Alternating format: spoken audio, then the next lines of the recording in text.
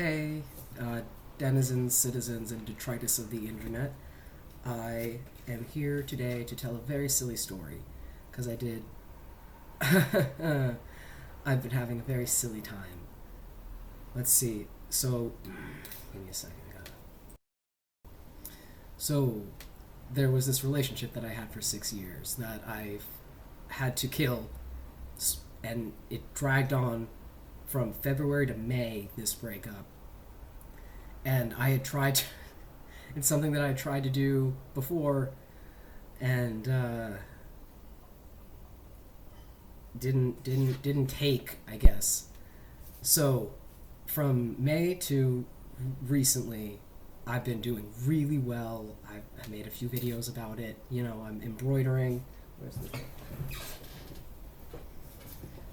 I'm embroidering this, and it's also got like, yeah, where's that?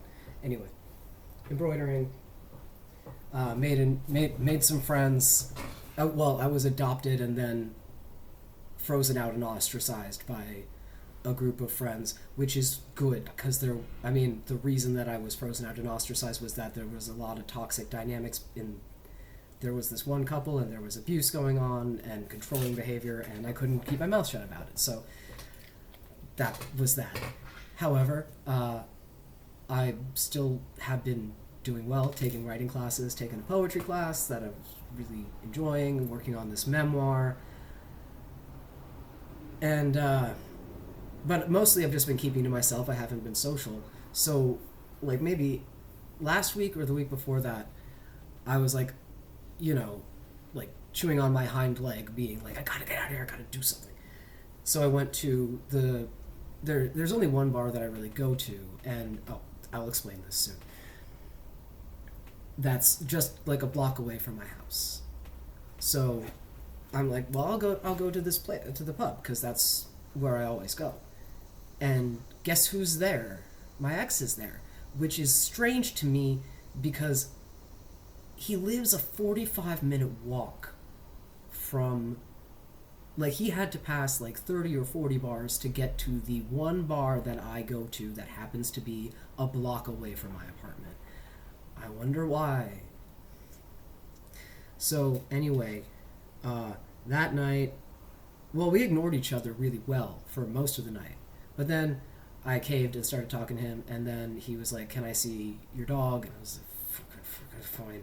And after that, he thought that we were going to be together again, and I was like, no, and he got mad because whatever. That was fine. And then somebody, if you saw my previous video, I mentioned going to this pinball tournament, or winding up in one. One of the people I met there was like, there's somebody I think that I want you to meet, as I believe as a potential partner. And so I was like, cool, and I went to meet up with them, and guess who was there? I thought that he would stop going when, I don't know, anyway. And I felt sorry for him and was like, oh god, like maybe I should cancel, maybe I should have us go someplace else. But I thought, like, well, what if I talk to him? We're all adults, we can be normal. So I did, and that was what it was. Then the people showed up who I was meeting, and he and I were already playing a game of pool, so like I was like, hey, join us, which was so stupid. The person who I was supposed to meet is much older than me and just not really my type, so that wasn't really a problem.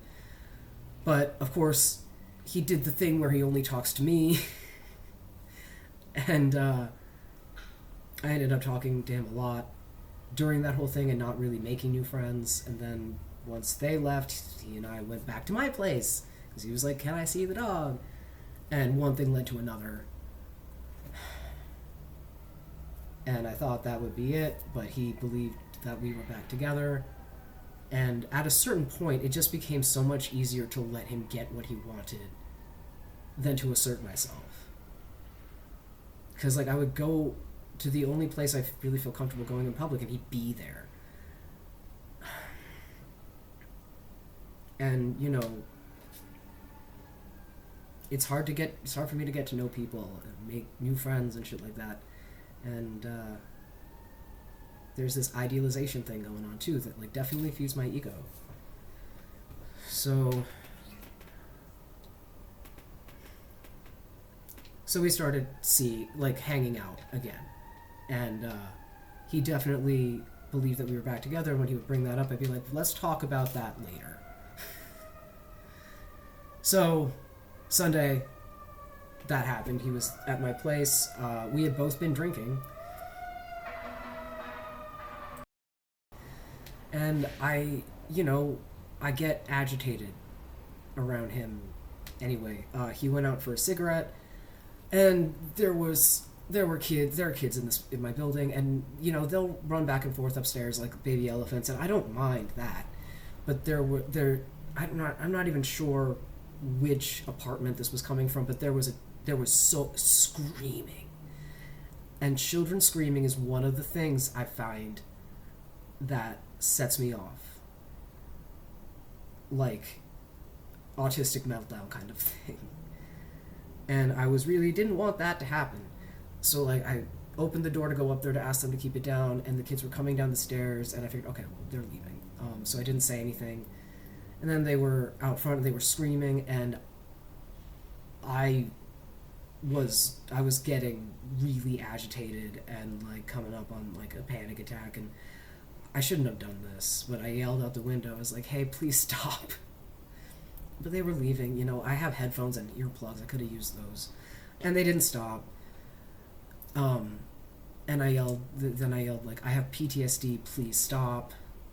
And they're kids. They don't know what although like they were with their parents, and I do wish that their parents had been like, shh, maybe don't scream right now. But they have every right to.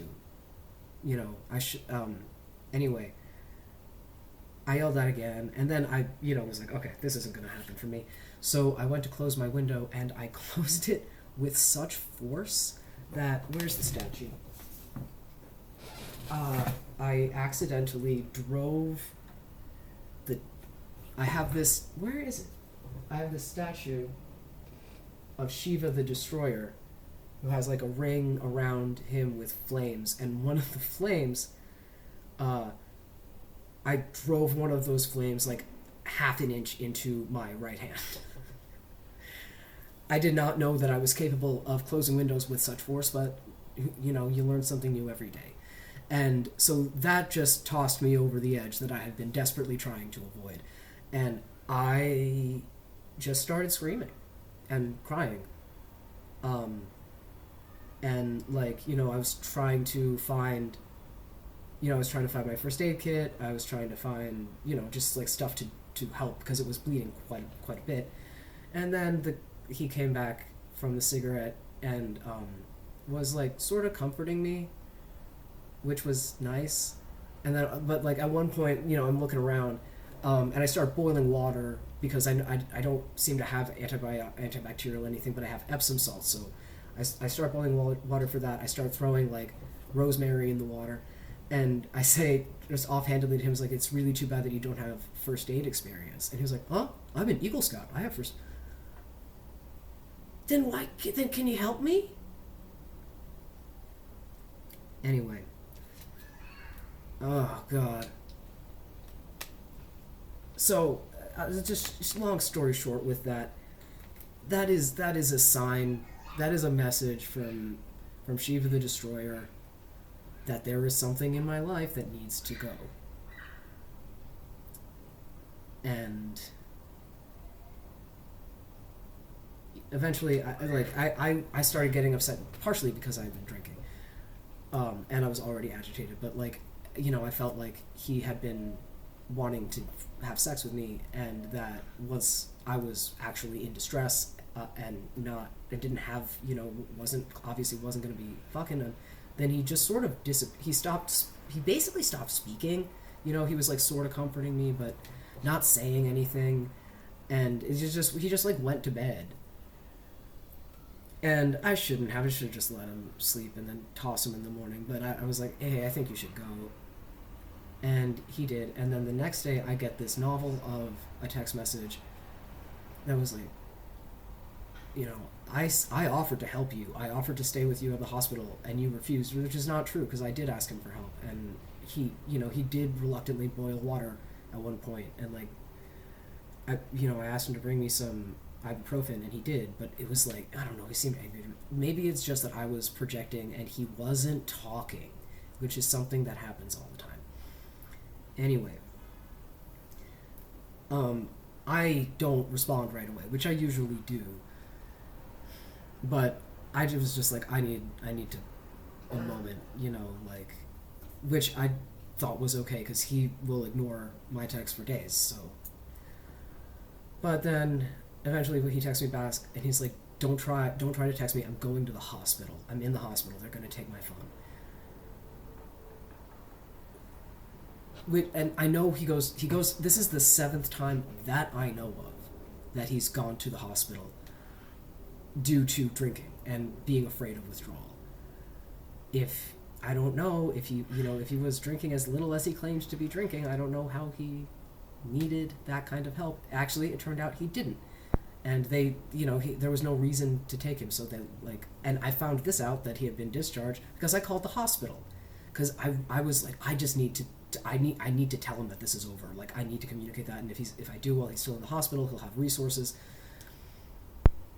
He had been discharged. He didn't even get in contact with me. So I call, and I call again, and then he calls back, and he said I was gonna get in contact with you this morning, but I thought I'd do it after therapy, and therapy didn't help. It's just you were gonna wait. You were gonna wait for me to take action because that's what you do. And I was pretty curt. It was just like, we're not getting back together. He's like, I think I'm starting to realize that. So that's good.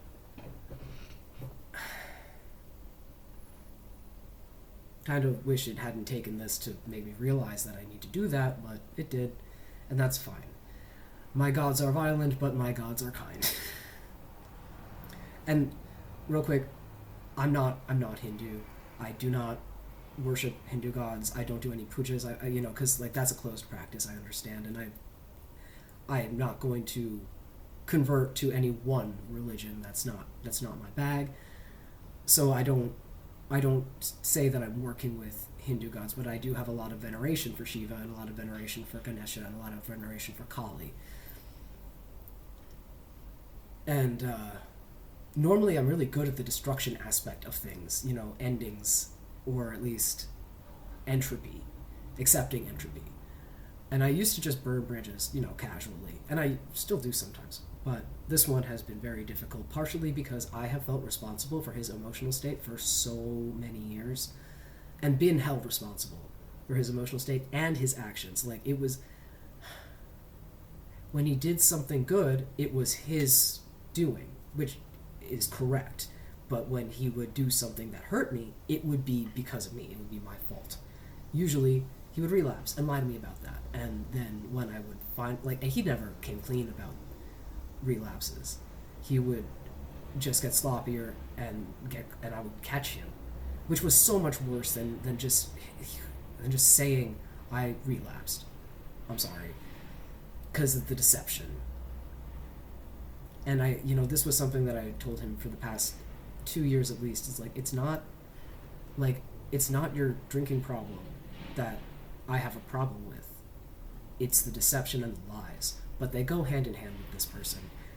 And I think that, this enmeshment began when he was still a teenager. And I don't, he's lied a lot about this, specifically in his past, so I'm not sure. But it seems clear that he lost his scholarship because his grades were bad because he was drinking. And he said that it was because he was depressed. But I know that he punched out a car window and almost bled out of his hand during that time. Then he wrecked his dad's Mustang. The last, in 2023, right? God, was it 2023? No, 2024. He wrecked his car and blew a .36 BAC, which is, that is 3.5 and up is like, you shouldn't be awake. You are usually in a coma or dead or at least not conscious. But he managed it, and he really could have hurt somebody.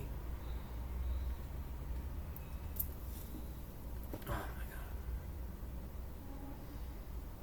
Fortunately, he didn't. But he lost his car. He almost had to had to do weekend jail stuff.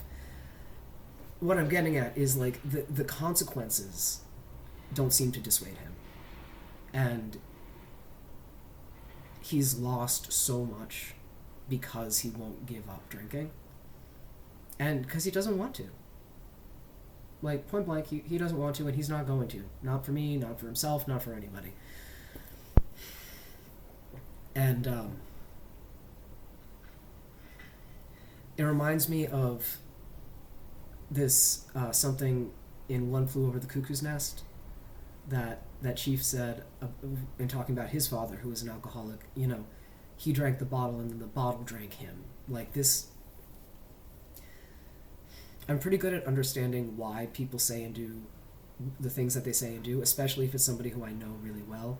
And it seemed that almost everything that he said was motivated by trying to get away with and minimize his drinking.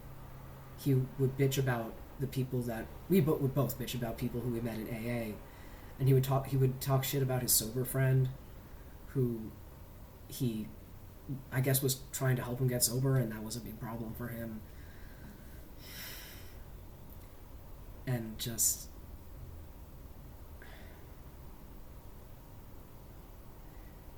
we didn't talk about anything that I want to talk about. Art, fucking even politics, which is his thing. Anything important, emotions is a big thing that I want to talk about. And that's just something he flat out refuses to talk about. I've been writing a lot about this, like letters that I'm never going to send, because I've realized, recently that he just doesn't listen. I think he's too busy projecting and superimposing what he wants to be true onto me and the world around him, that it doesn't see what's actually true, and doesn't register things that are being said that are counter to. This is the magical thinking. I'm starting to wonder if alcoholism has less to do with physical addiction and more to do with a certain mindset that is like, the bad things that have happened to me justify first what I'm doing to myself and then what I'm doing to the people around me. And feeling like it's out of your control, or feeling that what you do is justified. And I think that part of that is living in the world that you think should exist, rather than living in the world that does exist. For instance, you're in a lot of emotional pain, and drinking eases that emotional pain. So you start living in this world, well, I shouldn't be in pain, and this helps with that. So to an alcoholic, I think it's not that to them, I don't think they're choosing alcohol. I think they're choosing the anesthesia, like the only thing that helps them with their pain, which makes a lot more sense and seems a lot more justified to them. Because, of course, I've had periods where I was drinking way too much every day. I've had periods where I was drinking throughout the day, every day.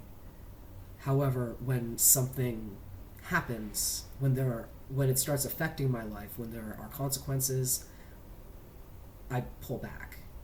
And when I am drinking too much, I don't justify it. I'm like, yeah, this isn't a good idea. I'm drinking too much, and that is my choice that I'm making right now. Instead of like, well, I should be able to, or well, this is justified. But who knows with that. Also, yeah, what is it, 20 minutes long? Okay, I guess it's done. I don't think I have the software to make thumbnails anymore, but whatever. I guess this is just a blog, fuming and venting about addiction and alcoholism. I don't know if I mentioned this, but I have tickets to a writers' conference in September, and I'm going to be pitching a couple of ideas that I have for books. One which is basically finished, is a compilation of journal entries between 2018 or 19 and 2025 about our relationship and about like this. I want to call it Flames and Tears because that was a joke we would make early in our relationship, like, oh, this will all end in flames and tears. A story about love and addiction, because I think it would very much my whole thing about leading by bad example. I think it could really possibly help people who are in relationships with people who have struggle with addiction, especially the cycle, because the cycle is so unmistakable, and it was even yearly. Like I had to look back at my journals to realize this, but every February this would happen. And then there would be the penitent phase and the promises, and then there would, once the promises and the affection, the praise, and the contrition had worked, then it would start again with the line. Because, anyway. Yeah, I don't know if they'll go for that. I mean, I remember being a teenager and reading books like Junk as like cautionary tales, and that worked really well for me. I did not go, so maybe, or maybe not. I'm also going to pitch my memoir, Mistakes I Made So You Don't Have To, which I should get access to my Patreon again, Patreon, whatever, and post stuff on there. I'm going to try to do that. All right. I'll yeah, okay, bye.